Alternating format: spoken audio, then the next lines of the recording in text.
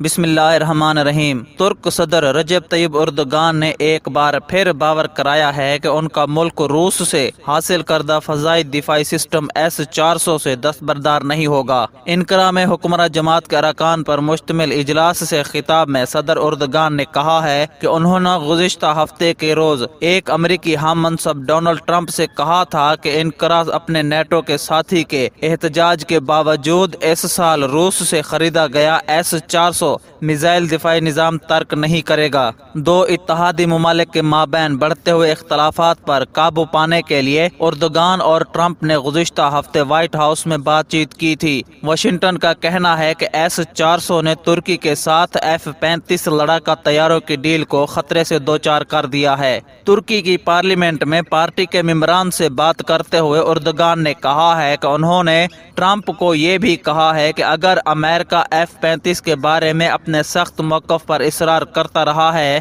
تو ترکی درمیانی مدت میں اپنے دفاعی ضروریات کو پورا کرنے کے لیے متبادل تلاش کرے گا۔ ایک اور ملتی جلتی پیش رفت میں اردگان نے کہا ہے کہ ان کا ملک اس بات سے آگاہ ہے کہ شام کی کرد تنظیم YPG کے لیے امریکی مدد فوری طور پر ختم نہیں ہوگی۔ انہوں نے مزید کہا ہے کہ کرد یونٹوں کے خلاف انقرہ کی جنگ جاری رہے گی۔